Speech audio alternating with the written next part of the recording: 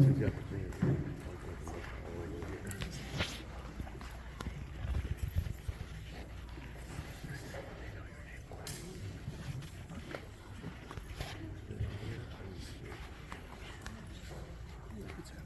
right, good morning, everybody.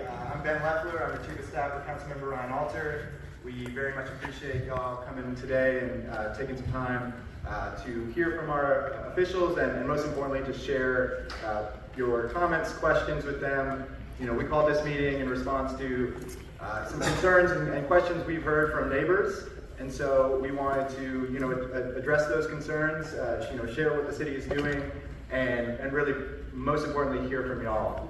So first off, we're going to hear from our pastor here at Woodlawn Baptist Church, Pastor Russell Allen, and we really appreciate them hosting us today.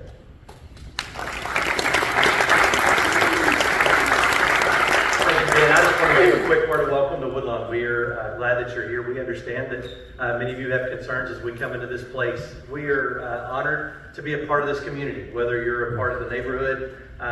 We are thankful that you're here to be here today. And the goal is to figure out what we can do best to continue to serve this community. And so we want you to know that we're here for you. Whenever Ryan Alter's office reached out to us, we are more than willing to meet the needs of our community. That's who we are. We want to serve this community as well as we can. And so we're glad that you guys are all here. I just want to give you a word of welcome. And with that being said, I have the opportunity to welcome Ryan Alter to come. So Ryan, come on.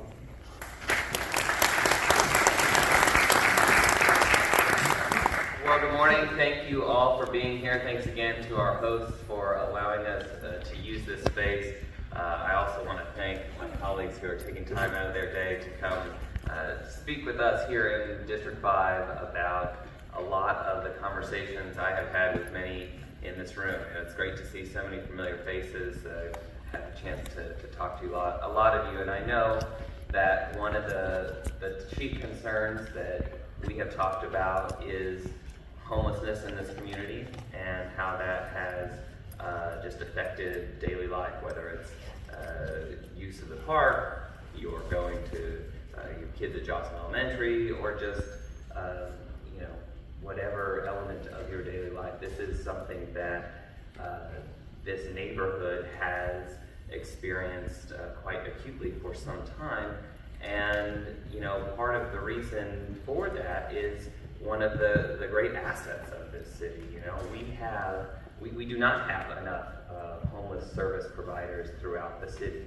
And so we have seen that those who have been willing to do the hard work that needs to be done, that has been done here. And we need that to be done all over the city so that we can provide the necessary services throughout Austin and not just right here. And so that is part of the conversation I want us to have here today, is understanding how we can meet the needs of the community, both housed and unhoused. And so I look forward to hearing from you all today, and also being able to have a discussion with our staff so that everyone here can really understand what all is for, we have for the future planned for this area and for Austin. So with that, I want to introduce my colleague, who is the chair of the Public Health Committee, who has shown a relentless passion and dedication to helping our community, and that is Councilmember Vanessa Fuentes. Thank you. Good morning, everyone. My name is Vanessa Fuentes, Austin City Councilwoman, fellow South Austinite. Thank you, Councilmember Ryan Alter, for hosting us today for this town hall focused on addressing homelessness. As my colleague mentioned, I'm the chair of our Public Health Committee, and so this topic is of importance to us on council and in the committee. In fact, just yesterday we had our committee meeting where our committee made a recommendation for the full Austin City Council consideration to improve our support and investments in rapid rehousing and permanent supportive housing. So know that today's community conversation will really help inform us as we head into budget season on council, so we can talk about where we should make adjustments and how we are funding to address homelessness, as well as where can we increase supports. And so your feedback really is coming at a crucial time for us as we head into budget season. And as always, we know that addressing homelessness and improving our continuum of care for our unhoused neighbors is top of mind, and it's one of our most pressing challenges as a community. So today's conversation will inform our efforts. So with that, I'm going to introduce a fellow committee member on our Public Health Committee and council member for District 9, Councilmember Zoe Country.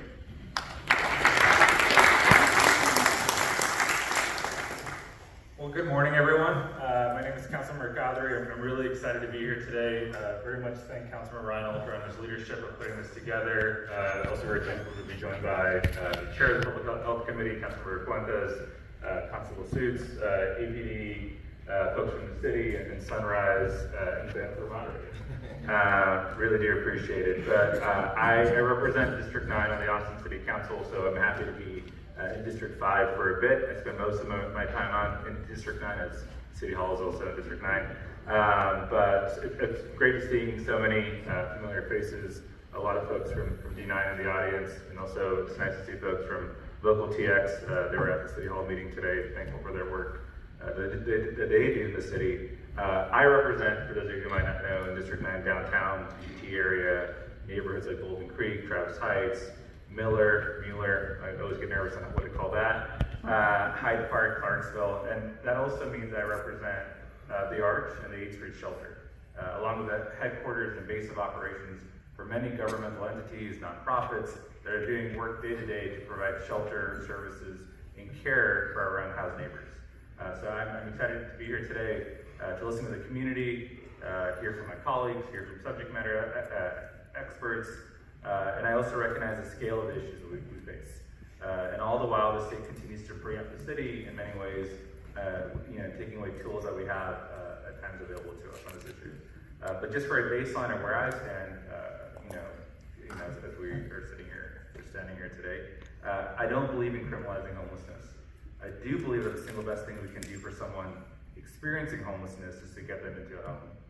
And then I understand that many folks will require wraparound services like healthcare, including mental health care, and addiction treatments. So a recent focus of mine has been rapid rehousing, something that I believe we need to invest in and get right. And it was a major topic of the joint Public Health and Housing Committee that we had yesterday.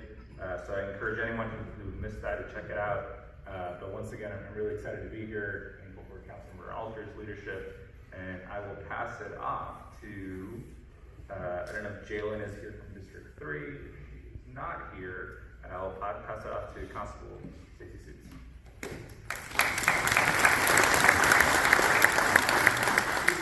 I'm going to be extremely brief because I came to listen to y'all's concerns and see what I can do at the county level to get funding to supplement what the city and the nonprofits are doing.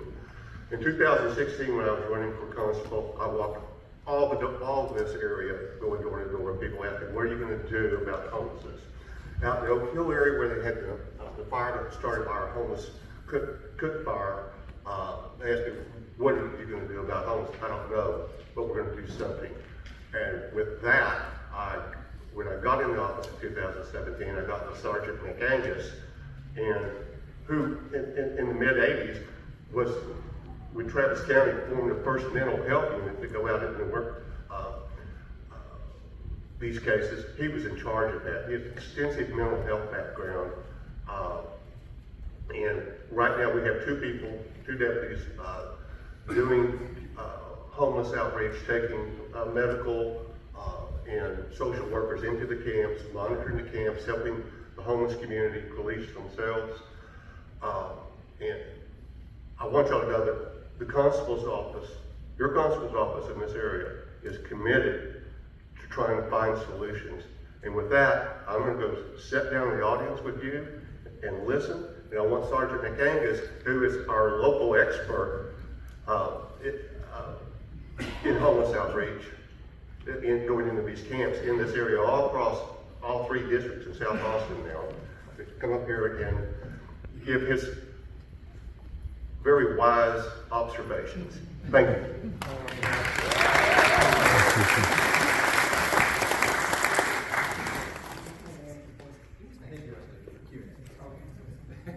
And I want to welcome our next speaker, Lieutenant Fausto Rodriguez from Austin Police Department. Good morning. Lieutenant Fausto Rodriguez. I'm one of the executive lieutenants at the Austin Police Department. Our role as the police department is the security and the safety of the staff, of the members of these encampments, and of course of the many city departments that we work with, of course Sunrise Homeless Strategy Office, Watershed, Public Works, Council. We work with several, dozens, there's probably 19 departments that the police department works with every day. We're on these calls every single day. You may not see us, you may not see an officer, you call, you say, why isn't anything happening? A lot of this takes time. And so the wheels are in motion. A lot of it is behind the scenes, but I promise you that we are working on it. And I know that everyone is here for Q&A and they want to ask questions, so I'll be very brief and we can get into the details a little bit later. So I just want to introduce Pastor Mark. Pastor Mark from Sunrise. Y'all know Sunrise, it's right down the street, so we appreciate it.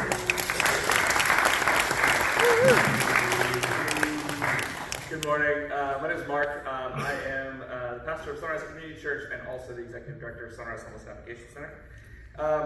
For full disclosure, they did ask me to speak for a little bit longer than the other speakers, so don't think I'm just taking up my time here.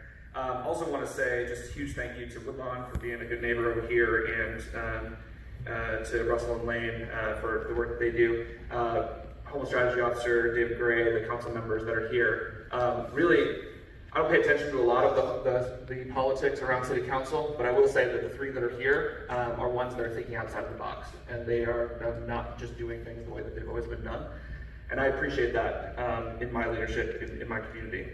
For those of you who aren't familiar with what we do, Sunrise is partly at this corner of Manchac and Red Street, right at the street. We also operate all across the community, and one of our goals as we've grown has been to diversify our services all across the community. Not just all across Travis County, which we've done, but also now into Williamson County as a place that actually sources some of the homelessness that comes into Travis County. We also really appreciate this neighborhood, really appreciate a good relationship with the school, with the leadership of the school. We appreciate really great relationships with a lot of the neighborhood associations and a lot of the leaders of the neighborhood. A lot of our best ideas have been crafted in response to some of the concerns that neighbors have brought up. And a lot of our best donors and a lot of our best volunteers live in this neighborhood. And they support us, and we really appreciate that. We recognize that homelessness is a really difficult issue, and there's none of us in this room that have a simple solution for it, and we're not going to have a simple solution for it. It is a complex, very complex thing. And as we think about it together, we've got to think about it as a group, and we've got to think about ways in which we can have common goals. I always come back to, I think no matter how mad you are about homelessness on the left or the right, or in the middle, the reality is that we all want the same thing. I don't think if I said, who wants more homelessness, nobody's going to raise their hand. Really? I mean, like, the reality is no one is going to raise their hand if we say who wants more homelessness, because we all want less homelessness. Some of us want it for different reasons. Some of us think we can accomplish that in different ways, but that is a shared goal. And where there are shared goals, there can be shared effort. And I think one of the beautiful things I've watched in this neighborhood over the last decade has been to see we have shared goals and we can have shared efforts. And that's something that I've really appreciated that we've been able to work together on and have really great conversations about. Councilmember Qadri said earlier that homelessness is a scale issue, and it is a scale issue. And one of the challenges in our community is that it is a large-scale issue to which for years we have tried to address with very expensive, small-scale solutions. And one of the things I really respect about the current council is they're starting to really sort of have those conversations about how do we have a scale response to a scale issue. That has not been the conversation for a long time, and it is starting to be the conversation, and it is exactly the conversation that we need to have. Sunrise, because we touch as many people as any other agency in the entire city, all across the community, is a great partner for that with the city, and so we've been working together. One of the most important things that I want to point out is the development of our hotline. So many people don't know that the day center that's up the street is not the biggest part of what Sunrise does. Actually, the biggest part of what Sunrise does is our digital day center, which is completely unseen. In fact, one of our assessors lives in California. We do this work over the phones, we do this work over the internet, and we can do all the same services that we can do there at a much larger scale all across the community, and we do it all across the community. And many of those people never actually make it over here. The other thing that we're really working on is trying to bring early intervention to the places where people actually become homeless, to jails, to hospitals, to the border of Williamson County, to all the places in which homelessness really starts, and take the services there so that they don't have to come to us. And that's something we've really been working hard on with some of the council members and the Homeless Strategy Office to figure out how we can move our services and the services that are like ours closer to the point of entry, not just because it's good for this neighborhood, but because it's better for the people. It creates better results if you intervene earlier. We also offer de-escalation training. Our trainings have now become one of the most popular de-escalation trainings in town. We have one coming up in a couple weeks with 150 people attending from businesses, from nonprofits. And if you're interested in de-escalation training, you're welcome to come. We have an RSVP for that up on our Facebook page. Again, our goal is to really diversify our services all across the city and try to make sure that we bring the services that are needed to the places where people are so they don't have to come across town, because it's not good for us and it's not good for them. And because of that, we've got really great partnerships with the City of Austin and pretty much every single nonprofit in this community, with the county, as Constable Suit said, and some of our other really important partners. It's important to know that the vast majority of Sunrise's clients come to this location on a bus, and they leave this location on a bus. From the beginning of 2023, this Councilmember Alter's office has done some really great work in collaborating with some of the local law enforcement and the nonprofits, and have reduced the amount of people who actually sleep in this area significantly. We can conservatively say that we've reduced it by at least 50%, and it's actually probably much bigger than that. In the amount, if you actually count the amount of people who are sleeping in a walkable area from this site, and that we count that as a huge win. We would love to continue on that pathway and make sure it continues to drop, because it doesn't actually serve Sunrise at all to have anybody sleeping in this area. That's not a goal for us. It's not something we're trying to achieve. And so we really try to work well with our partners and the council office to try to make sure that we can do whatever we can do on our side to play an active role in that. We also have been working on some property improvements. Some of you have seen, you guys asked us to get rid of the Porta-Johns. We got rid of those Porta-Johns. We've put in some things already. We're working with a great organization called Homemade to actually look at what other improvements we can make on our property to try to make things better to flow, better for visuals, better for everything and everybody in the neighborhood, even as we try to reduce the total client count. One of our goals to reduce foot traffic is to say with that digital area, we want to shift as many people as we can from an in-person experience to a digital experience. And if we can do that, we believe that we can really reduce the amount of people that have the necessity to come by. Just as we launched the hotline, we've already successfully transitioned 371 people from coming in person to going digital. And we believe we can take that much bigger with more funding on that. The other thing that we're doing really is to talk about diversion, to move people quickly from the place where they are and house them quickly into places. That's actually become one of the largest things that Sunrise has done. We've done it mostly with private money. To try to get people as quickly as they can out of the places where they are and get them into places as quickly as possible. All these new efforts are really designed to make sure that we work together, capitalize on what we're good at, make sure that we minimize impact to any one particular neighborhood. Somebody has said we would love to have sunrises across the city. We would also love to have sunrises across the city. I believe in that, and I'm 100% ready to go. My team is ready to go. If that funding's on the table, we are ready to go. And so that doesn't necessarily mean that we'll cease operations here, but it does mean that putting many of them in a lot of different places will really reduce the client counts in any one particular neighborhood. And I think that that's the goal, and that should be the goal for everybody. I would love for there to be one in every district, and that way everybody gets to share the love. The other thing I really want to point out, and this is an important part to me as a parent, and if you work with the school, if you've got kids, I just want you to hear this. The number one increasing demographic for us right now in homelessness is families with children. 170 unique children that newly became homeless came to us last month. 155 the month before that. We are serving so many homeless kids in this community right now. It is unreal. 1 out of 3 callers to our hotline are moms with kids. We have an official partnership now with the AISD and are formed that relationship, and we continually try to help families who are going back and forth out of homelessness. But family homelessness is one of the number one issues in our community. And I'm not selling anybody out to say that the school that's nearby us has families that are experiencing homelessness, and we serve them. So it's not just the 50-year-old man that you envision when you think of homelessness. It's oftentimes kids living in cars. It's oftentimes moms living in tents. And those are the people we are increasingly serving. And so it's important for us to have those deep relationships because there's just not enough resources for family homelessness in our community. Last thing I want to say, and I'm happy to answer questions later, happy to give a tour later, you're welcome to visit our website, see all of our data. We're very upfront with our data if you want to see it. What we would kind of put out there is the number one thing that we care about the most is if we're going to work in homelessness, then our number one metric should be how many people exit homelessness. For us last year, in 2023, 805 households exited homelessness that were Sunrise connected. 805 households.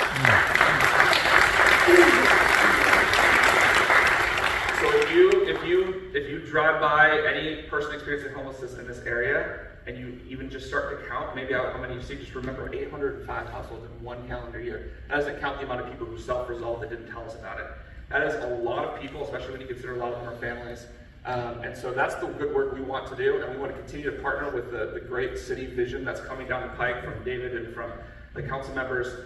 We want to hear what you guys have as visions for how we can do this better. We want to work with law enforcement to do the best that we can to collaborate and bring consistent enforcement if it's needed, and to do the right kinds of things that we can to try to help support what's going on in our community and try to be the best agency and partner and neighbor that we can. Thanks. Now I'm turning it over to the esteemed David.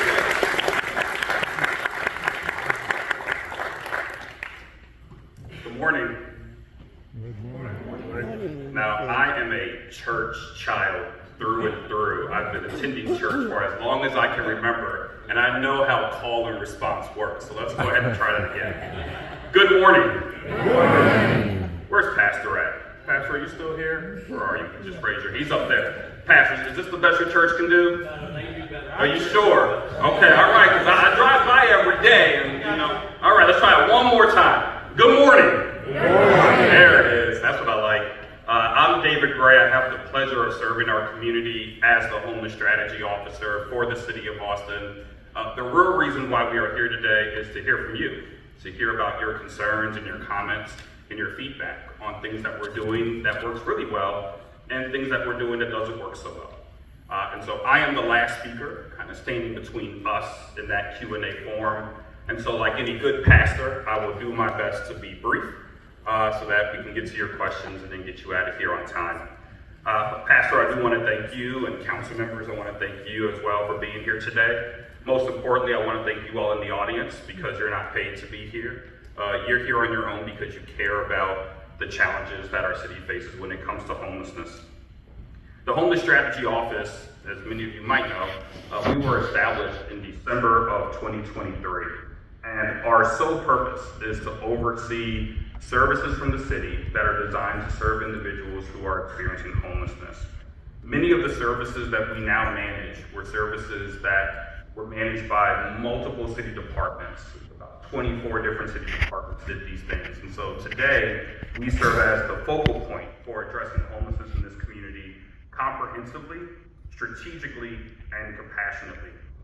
Now, we have a lot of broad partnerships with organizations, churches like Sunrise, and residents that enable us to do the work. And so I want to talk to you a little bit about the work that we are doing, kind of big scale, citywide stuff, and then things that we're doing here specifically in your community. Most recently, we announced 2 new opportunities that are designed to equip people with the tools and the resources to prevent them from becoming homeless. As Pastor Mark said, one of the largest demographics that we're seeing enter homelessness is households, particularly households with children. And we know that we have the tools and the resources to curb the influence of homelessness. If we can keep people housed, that allows parents to find work and sustain work. It allows children to stay in school. And it reduces the number of people who are unsheltered and suddenly find themselves in our emergency shelters or living on the street or living in cars. And so we're so glad to finally be able to step into this work as the city. And in the coming weeks, I would just encourage you all to stay tuned for some bigger announcements around how we're stepping intentionally in this space to get upstream of homelessness and to prevent the flow into homelessness in the first place. In addition to enhancing our diversion work, the City of Austin today now has more emergency shelter bed capacity than we've had at any point in our history. One, the shelter beds are needed. More than 95% of our shelter beds on any given night are being used by individuals who experience homelessness in our community. The second is, this is a demonstration of our commitment as a city to grow our system, to try to grow to meet the needs of our unhoused residents as it exists today. More than 3,000 unique individuals slept in one of our city-owned, city-run shelter beds last year. Now, we operate all of our shelters with a good neighbor lens. We don't allow loitering near our emergency shelters. We don't allow encamping near our emergency shelters. And we intentionally partner with local organizations to make sure that our shelters are successfully operating. For example, as some of you might know, we recently announced a partnership with the Central Texas Food Bank. And so now the majority of the meals served at our Marshalling Yard emergency shelter is food that comes from the Central Texas Food Bank. It ensures that our clients have access to nutritious and healthy meals, but those dollars are also supporting local jobs at the Central Texas Food Bank. That money is circulating through the local economy. And so those are just some of the demonstrations of how we're trying to be a good neighbor and think a little bit broader than just homelessness when it comes to managing the resources that are entrusted into our care. But most importantly, I agree with Pastor Mark on this point. All the good neighbor stuff is fine and good, but are people actually exiting homelessness, or are they coming to the shelter and then returning to the street? And when we look at the data, and we look at how clients are moving through our system, the majority of clients who touch our shelter beds are positively exiting the shelters, meaning they're moving into a permanent supportive housing opportunity, or they're connected to another permanent housing resource. But the bottom line is that these individuals are not coming into shelter and then returning to an unsheltered situation. Beyond shelter, the city of Austin is investing significantly in programs that are intended to provide both rapid and permanent housing. Currently, we are serving more than 2,000 Austinites through our rapid rehousing programs. Rapid rehousing provides up to 24 months of rental assistance coupled with case management. And the program is designed such that once we reach month 25, that client is able to successfully exit homelessness and live sustainably on their own. When we look at national data and we compare our performance against our peer cities, the positive outcomes for Austin's emergency shelters and rapid rehousing exceed the national averages for major US cities by over 20 percentage points. It's an indicator that the investments are working and we're doing the right thing. And through collaborations with our colleagues at Travis County and multiple community organizations, we are currently in the process of delivering more than 1,000 units of on-site permanent supportive housing. This is in a development pipeline, with many of those units coming online and beginning lease up this year. And by the end of 2026, we'll have increased our permanent supportive housing stock in the city by more than 600%. Now, we've also taken great strides to enhance street outreach and maintain public spaces across the city. We work collaboratively with our city colleagues at the Austin Police Department, Parks and Recreation Department, Watershed Protection, and many others to ensure our encampments are clean and, when necessary, that they are compassionately closed. Some of you are probably familiar with the HEAL initiative, which is our primary way to compassionately close encampments throughout the city. Through HEAL, everybody who is residing at an encampment is offered an opportunity to enter into one of our 2 emergency shelters, which are called bridge shelters. And once they're in bridge shelters, they're pretty much put on a fast track for rapid rehousing or permanent supportive housing. 71% of the clients who come into our shelters through the HEAL initiative are individuals who are chronically homeless, meaning they've been homeless for more than 12 consecutive months. More than half of the clients who exit our bridge shelters are exiting to a permanent housing destination. They are not returning to the street. To date, we've closed 20 encampments through HEAL, moving over 800 individuals into shelter, nearly 300 of which have successfully exited into a permanent housing destination. Now, I'm a fellow South Austinite, And whenever I get a chance, I remind Councilmember Alter that he is my council member. I also have 2 young children, one of whom, like the kids right up the street, is graduating from kindergarten today. The other one, I'm just trying to get out of diapers. But I say that, and I share that to say that I empathize with a lot of your concerns, especially the parents in the room. I empathize with your concerns and your comments around homelessness and what that means for safety and what that means for our kids. And so before I close and step away, I do want to highlight the work that we're doing in this specific community. So our team partners closely with the Austin Police Department and with Sunrise to ensure the intersection at Ben White and Manchac continues to be clear, continues to be clean. We've already done 2 HEAL-like initiatives. One was a HEAL, one was a HEAL-like closure, where we went in and did somewhat of a truncated process to quickly move people into shelter. And through both of those initiatives, we were able to bring more than 60 people off the street from that intersection and bring them into shelter. And now we're working with our fellow city departments to maintain a clean environment. I'm sure occasionally many of you have seen the Austin Resource Recovery trucks or the cleaning crews down there picking up trash and debris. We coordinate that with APD and ARR. We also have street outreach staff who come to this area regularly to engage with high needs individuals. Now, my street outreach staff don't dress like this, in part because it's too hot to be outside like this all day. My street outreach staff are plain clothes individuals. It allows us to build a connection with the folks who we're trying to serve. So most days that they're out there, you wouldn't even know them. You wouldn't even recognize them because we don't wear city apparel and we do that intentionally. Finally, and I think this will make Pastor Mark happy, we are in the process of opening more navigation centers across the city. And we really believe that that will help reduce the demand and the request for services 2 blocks up the street. So in closing, I want to express my heartfelt gratitude for your active participation in this conversation. And I'm looking forward to the thoughtful conversation and contributions from all of you this morning. You know, it's not lost on any of us that addressing homelessness is a complex matter. It's really no small task. And if there was a silver bullet solution, I promise you we'd be the first ones in line to implement it.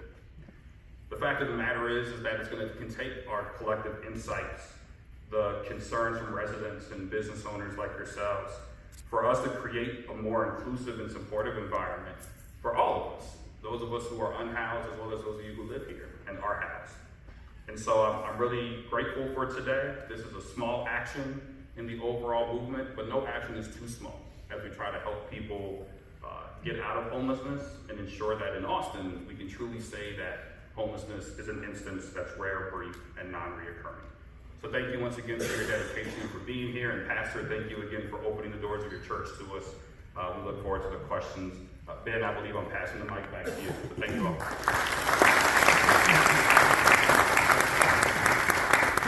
Well, thank you to all of our speakers, officials this morning. So now is time for the most important part of this program, which is to hear from you, your questions, your comments for these folks. In order to do that in the most sort of orderly fashion, we're going to ask that folks queue up behind this microphone here if you'd like to share or ask a question.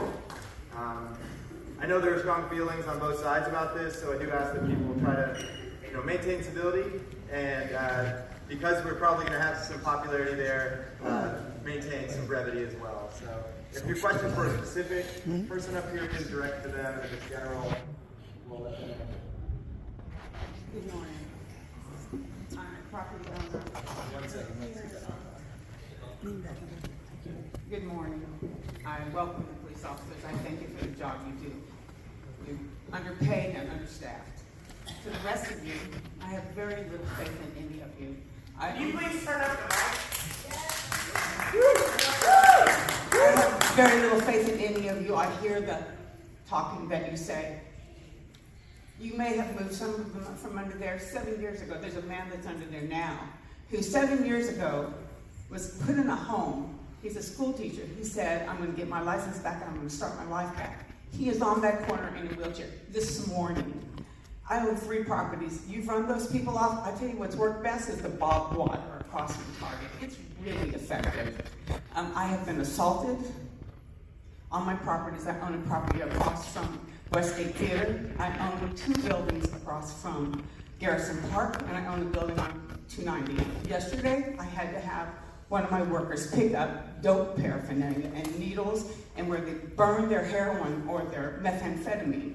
The people, they break my fences so that they can do drug dealers. I have a woman who does prostitution on my 2nd story on my building across from Westgate Theater.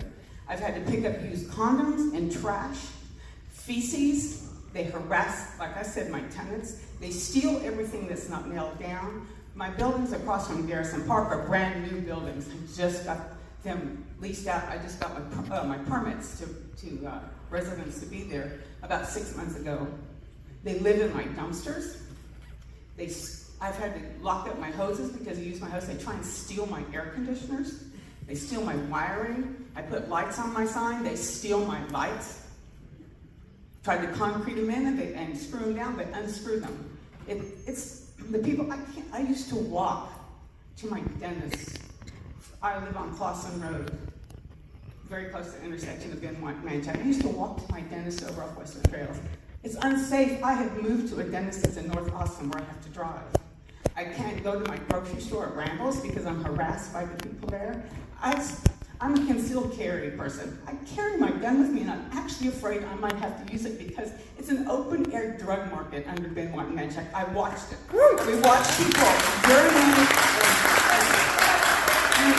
the city has the audacity to charge me a clean street fee. My streets are nasty. But we live in a Mad Max territory, and it's because of that church. You draw drug dealers to our town. You are victimized already, and we have to cut it short. I just want to have so time for everybody. I have PTSD from dealing with the people 7 years ago. Amen. Me and my girlfriend started, and some other people, Matt Koviak and Cleo, we started Safe Austin. Safe Austin for 7 years. We've heard your lies and how you spend our tax dollars. We're up to here. We're going to do everything we can to get rid of your church out of our neighborhood. We're tired of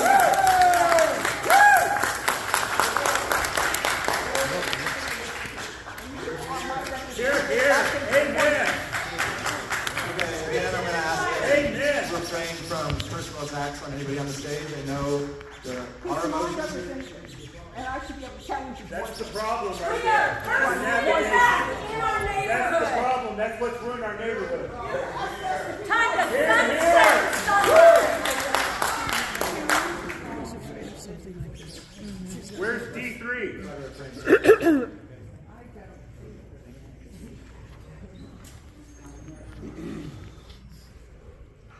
Hi, y'all. I just want to be quick. A little louder.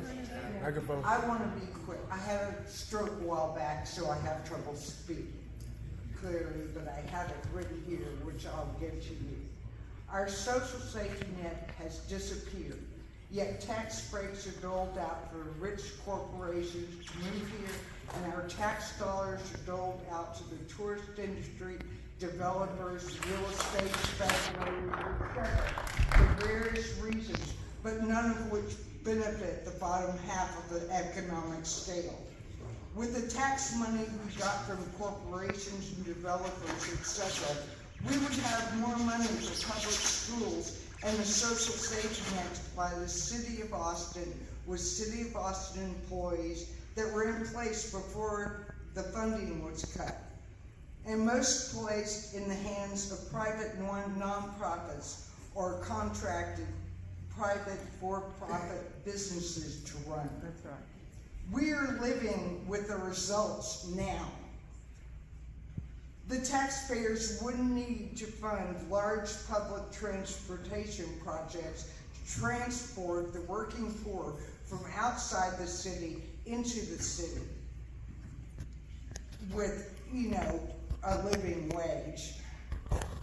Low-income homeowners would be able to keep their homes in the city, and all workers could afford the rent to live in town if there was a living wage law. I'd like to call out that Mayor Watson is very familiar with this concept, since he was mayor previously, had promised to address it and ask the Coalition for a Living Wage to just put things on hold. Stop protesting. That was a long time ago, right? And then he left office without making a living wage law. One help needed is a living wage law. It keeps people from homelessness that are working. 1/3 of the U.S. workforce makes less than $15 an hour. Poverty is the 4th leading cause of death, and that's nothing to be proud of, especially while rich make record profits. Stop allowing employers to get rich on the backs of the working poor. Lead them to rely on charities and our tax dollars for survival. Employers to pay all workers enough to live in the city where the employer needs them to work.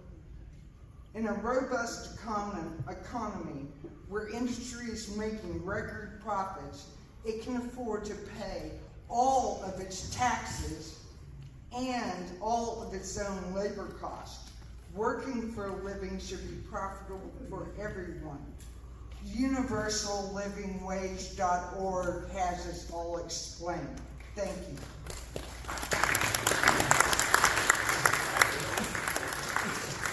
I just want to address for 30 seconds, we'll go back to that, our next speaker. I think it'd be remiss, first and foremost, the city does not have the authority to set a minimum wage for non-city employees. That would be the state or the federal government, but I do want to recognize the efforts that happened before I was on council by Councilmember Fuentes, and since I've been there, that we have raised the living wage. She was a champion of that, to go from 15 to 20, and now we're at $20.80.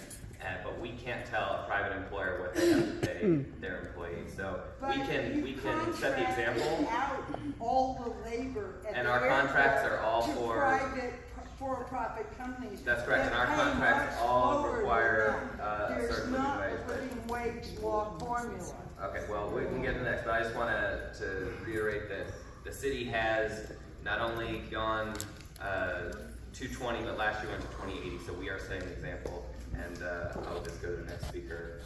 Okay? Oh, yes, please. If we could ask you guys that are going to be speaking, make sure you step up to the mic so that everyone can hear. We are making a recording of this so that it can be made available. The other thing is that you're hearing some weird sounds through the sound system. That may be police officers' radio frequency that we're picking up. It may be the cameras that are closed. Just want you to know we're aware of that. There's nothing we can do. We're glad law enforcement is here. We're very appreciative of them. But just so you know, we hear that as you're hearing it. It's not just your ears. But there's nothing we can do at this point. So blame Drew.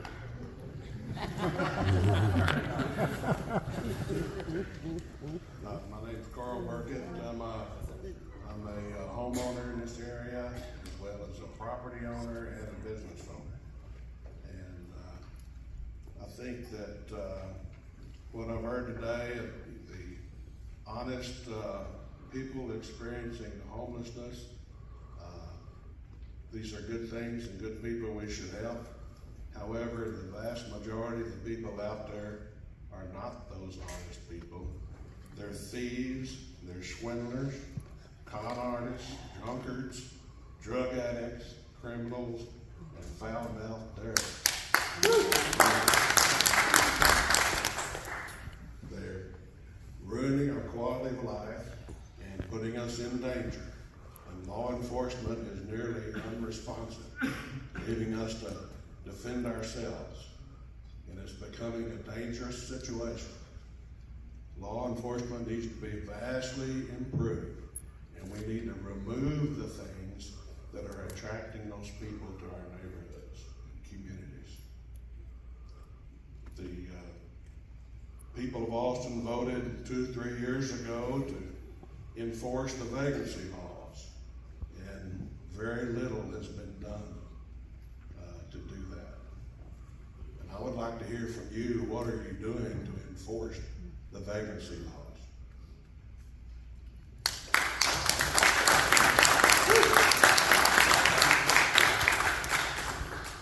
Morning, sir. David Gray, I'm the Homeless Strategy Officer for the city. And I just want to respond to your question around how we handle enforcement here in the city. So once Prop B was passed, there's also a state law in the books that speaks to enforcement. We internally have a standard operating procedure that we follow. So when residents like you all call 311, those calls either get routed to my office or to our colleagues in the Austin Police Department. Between the two of our offices, we're on the phone nearly every day talking about encampments that have been referred to us from callers, as well as encampments that are referred to us directly from our street outreach teams and then the organizations that do street outreach on our behalf. We then prioritize those encampments for closure when necessary or for cleanup. Part of the challenge, frankly, is our emergency shelter capacity is nearly full every day. And so without a place to bring people to, we are literally just moving folks from under the freeway to a park, back under the freeway, back to a park. There's a pending Supreme Court decision right now that could impact how we do enforcement, not just here in Austin, but nationwide. And so we're watching that also to see if we have to change our procedure. But for now, when we do the enforcement, we do it together from law enforcement and the Home Strategy Office with the goal of, if we are closing an encampment, we need to make sure that we have a place to put people into so that they're not just moving down the street to another public site, or as some of you might have said, deeper into the neighborhood, deeper into your business or other spaces. Those are fine words, but it doesn't leave us with anything to help us. If there's someone damaging our property, throwing a brick through a window, or otherwise encroaching on or trespassing on our property, we call the police, they can do nothing. All I can do anything, he's on the sidewalk now. So I'm at the first. Absolutely nothing. So Most people come back the next day. And the police are 45 minutes to an hour and a half or never come.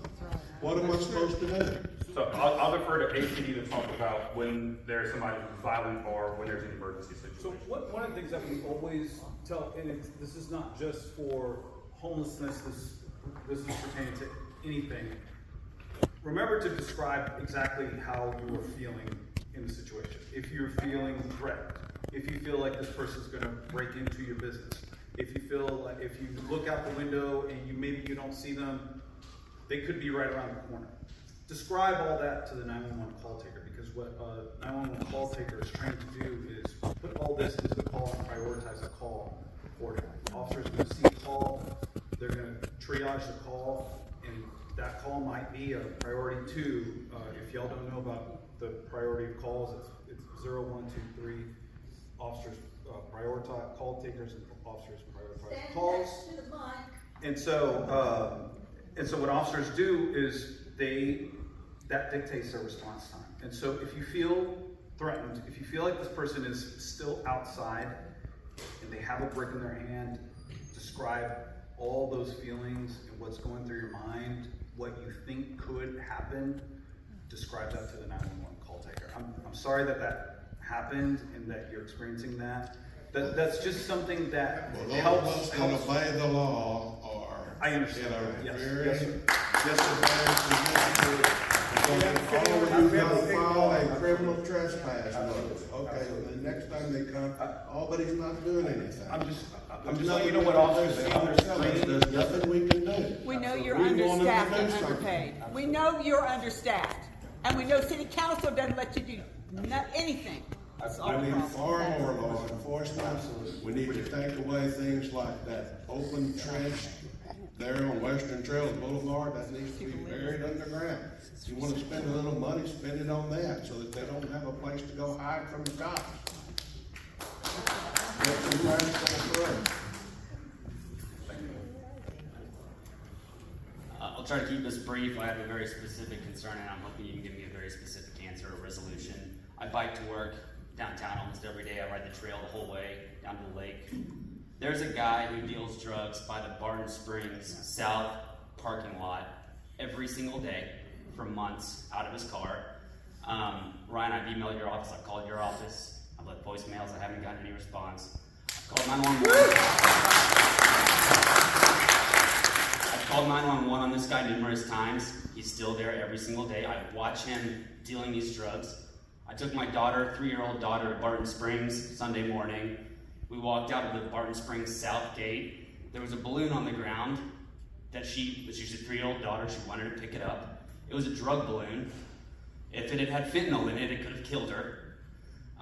That's why I'm here. I have a very specific concern. I can tell you what this guy looks like, what car he drives, where he parks every single day, what time I see him.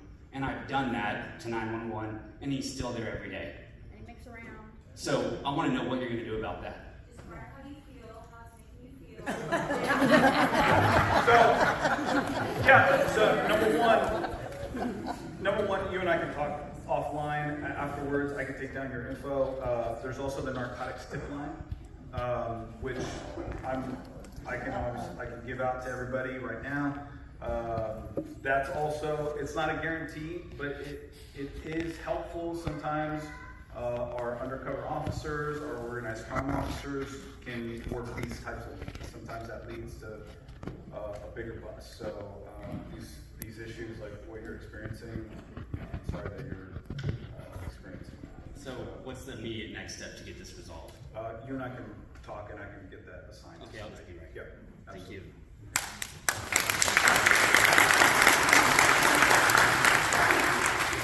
Well, thank you all for being here. So it's the end of May. It's already reaching close to 100 degrees. We're headed to June, July, August, where it's going to be probably 100 degrees for the next 90 days.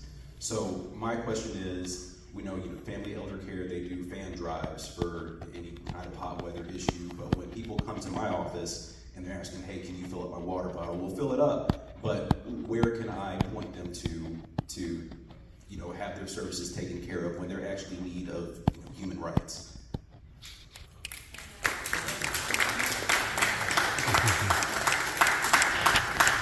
And the name of your organization? I didn't catch that. I'll keep it unnamed. Oh, okay. I'm sorry. I didn't know if you were a community organization. Okay, no worries. So actually next week, we're going to have a press conference to talk about the city's response to heat. And so I'll say that a lot of this will come out next week. However, our office works with a variety of community organizations like Sunrise to distribute water that people are able to access. We also send street outreach teams into communities to access water. I don't know where your organization is, but if you're downtown, if you know where the Arch and the 8th Street shelter is, we work with Urban Alchemy to open up what's called the Oasis. It's a cooling center that people can go to where they can get water, but also connected with case management and social service providers and get on the pathway to register for services to help them exit their homelessness. So part of it just depends on where your organization is located.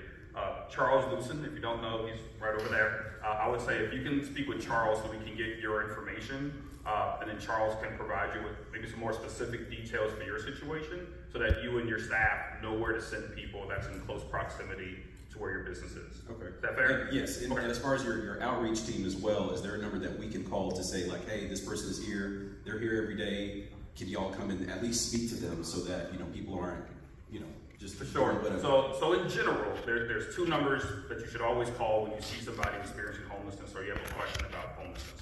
The first number is 311. It's the city's hotline for just about anything. Your street light is out, there's a pothole, there's high weeds, whatever. So for homeless services, you call 311 also.